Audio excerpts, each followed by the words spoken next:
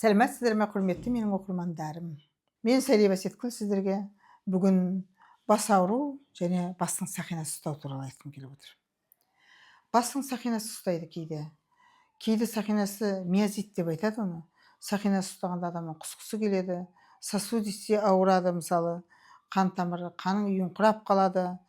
Бұл сақина тіптен анасында болса, әкесінде болса, сол балаларында да сондай болып жатады демек көп кездестірдім. Ал енді ол сақина ұстап қатты жатып қалғанда сіздің өтіңіз көтеріліп қалуы мүмкін. Асқазаныңыздың ішінде жаңа ұйқы безіңіздің ферменттері дұрыс болмай қалуы мүмкін. Және бастың сақинасы ұстағанда мына желкеде үлкен мойын атлант дейміз ғой, мойын омыртқаның ең бірінші омыртқасы бар ғой. Сол омыртқада басың қимылдаған болса, жаңағы сол омыртқаның ішінде дұрыс тұрмаған болса, ол да сақина береді. Сақина ауруын береді басқа. Сондықтан осы атлантты ұстау керек. Атлантты ұстап, ой, менің басым сақина, мен біраз адамды көрдім. Басым сақинасы бар, бір ұйықтап тұрсам, бір укол салсам жақсы боламын дейтін. Жоқ, олай емес. Сол ұйықтаңыз рас, бірақ та жаңағы бас ауырған сайын сіз сонымен алсыңыз.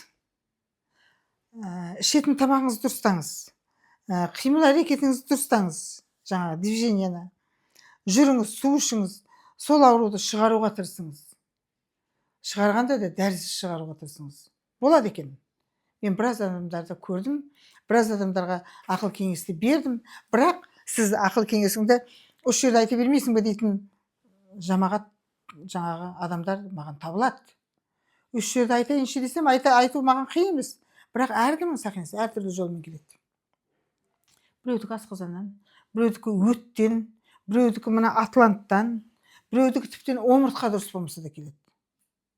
Кейбіреулердікі родовой травма деген болады, родовой жетілмей біткен де болады.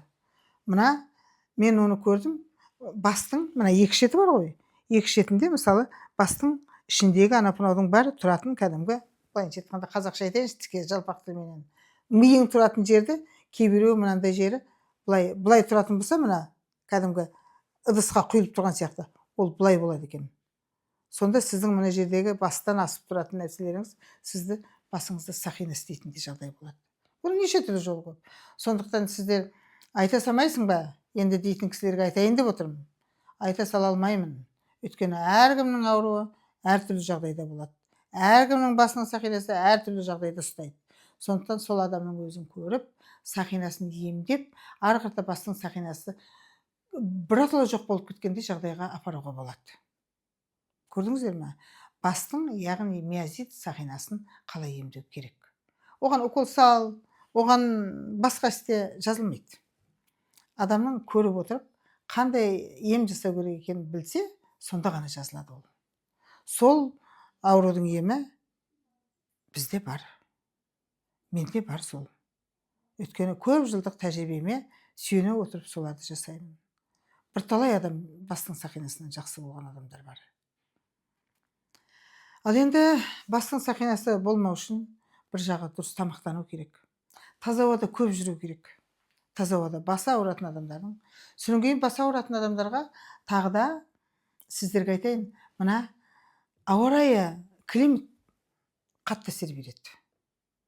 Кейбіреу басы ауырады, ауа бұзылып келетсе басы ауырады. Мысалы, жаңбыр жауайын деп күн бұлттанып тұр, басы ауырады. Қар жауайын деп тұр, басы ауырады. Күн бұлыңғыр болып тұр, басы ауырады. Мына ауа райын зерттеуші, яғни ол адам ауа райын зерттегіш деген сөз. Ол басы ауырды дегенше, оның ауа райы бұзылатынын біліп отыр деген сөз. Көп адамдарда сол кездеседі. Көрдіңіздер ме? Ондай жағдайда не істейміз? Дұрыс тамақтану. Әсіресе бас ауру, миозиті бар адамға дұрыс тамақтану, тамақты көп ішпеу. Мына ауру астан дегенде мақал бар, ауру астан дейді. Асты біз дұрыс ішпейтін болсақ, одан да ауру боламыз. Ал бас ауырған адамға тіптен мына асты дұрыс тамақтана білу дегенің өзі басқа әсері өте көп. Баста ұмытшақтық болу, бастың қан айналымы дұрыс болмау, болмаса нейрондық клеткалардың дұрыс жаңағы істемеуі, барлығы ішке тамақты қалай ішесіз соған да байланысты. Оны да біле отырғандарыңыз жөн болады. Өйткені ауа райын бірден бұзылатынын біліп, кейбіреулер күн бұлыңғыр болып тұрса, басым ауырып болмай тұр енді дейді ғой. Ал күн жауғаннан кейін, басым шайдай ашылды дейді. Көрдіңіздер ме? Сонда адамның климатқа да әсері бірге. Табиғаттың тылсым күштері көп.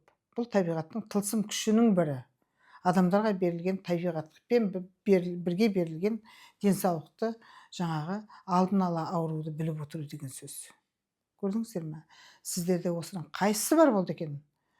Қайсыңыз сіздер ауруды алдын ала күннің жауатынын, я болмаса күннің бұлттанатынын, аяқ қолым қақсады, басым ауырды деп отыратын кісілер болады.